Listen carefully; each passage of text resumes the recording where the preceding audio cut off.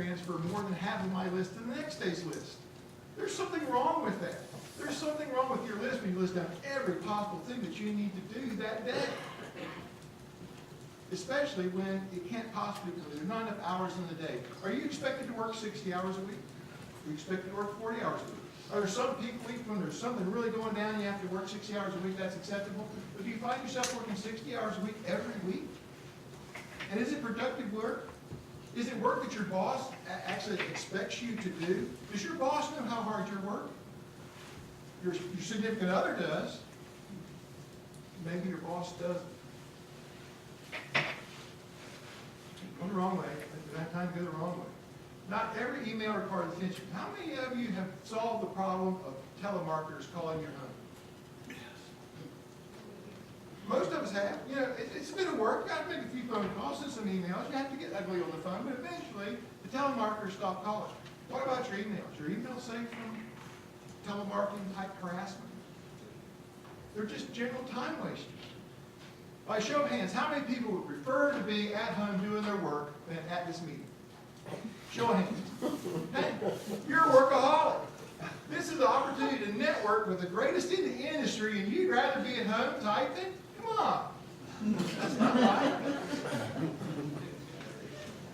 Slay the big dragons and let the little dragons lie. Parkinson's Law. Work will expand to fill the amount of time allowed. If your report is due on Friday, when do you get it done?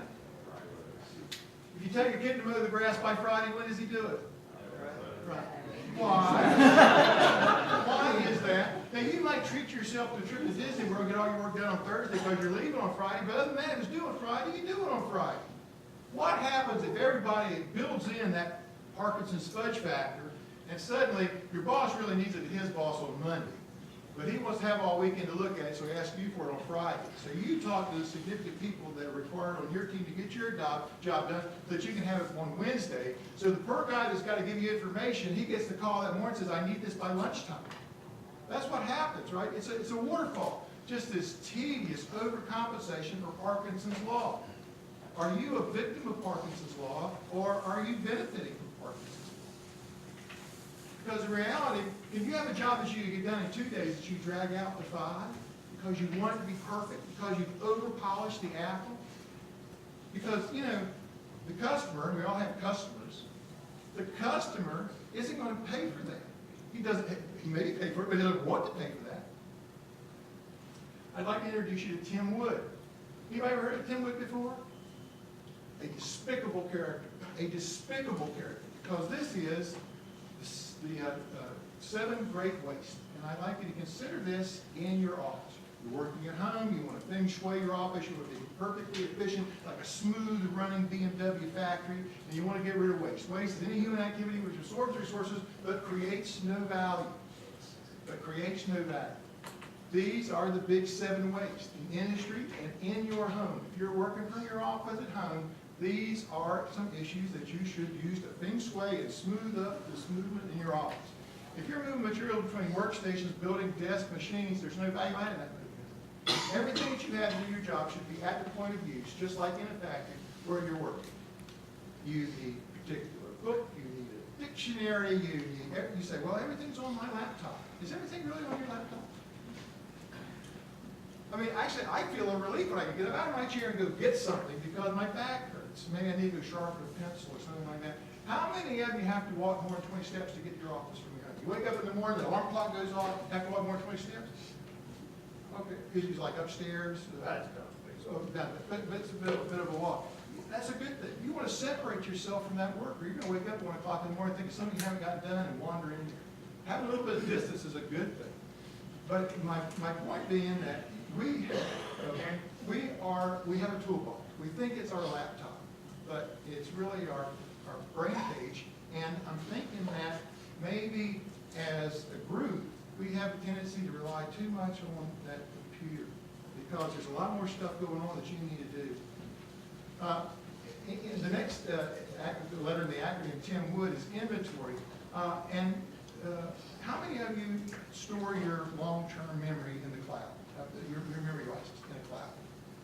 You do it on a thumb drive? You do it on an external hard drive? Okay. How many of you rely on thumb drives? And many of you have literally 20 or 30 thumb drives on your system? Because it happens. It happens. And how many of you have trouble labeling that thumb drive? Because thumb drives aren't real big, kind of hard to write on the side. A little sticky tape falls off, now you don't know what that tape is. You come up with a color code program, doesn't work easy. Use the cloud. Take the pressure off yourself. If your house burns down, it still exists. Use the cloud. It takes the load off. One of the problems with all those thumb drives, at one time, they weren't thumb drives, were they? They were floppies. And then they were disks. And now they're thumb drives. What will they be in 2 weeks? So one of the problems with building up an inventory of storage devices is that it becomes obsolescent. Lost motion in time. If you have to throw something away in your office, the office where you work right now, this is your home office, do you have to get up and throw something away? Have you tried to make your office paperless? Is it possible for your job to be paperless? And therefore, the demand for storage in the form of a cloud is the answer. So, when you take a look at your desktop on your computer, do you feel like, do you take pride in this organization? Because I would say the personality type that tends to go into acts of investigation are very detail-oriented. Have a lot of attention to detail to be good at your job. Therefore, we try to retain every single thing that we get. Do you hesitate to throw anything away? My wife and I like to collect antiques. We go to estate sales, and as I go through the record of somebody else's life, and I see people giving away, say, a collection of glass shoes that took them a lifetime of $1 million to create, going for $1 at the auction gavel, I say to myself, I have too much stuff. I have too much stuff. And ask yourself, do you have too much stuff? You have too much stuff in your office. Everybody's going to have an I love me, a couple of pictures, family photos, but what else really needs to be there? I challenge you to do two things. I challenge you when you go home to make your office as efficient and a smooth running factory and spend less time on your computer. Can you think of any ways to spend less time on your computer? Smoke cigars. What else? How do you spend less time on your computer and more time doing what you love and maybe creating wisdom rather than pictures? Huh?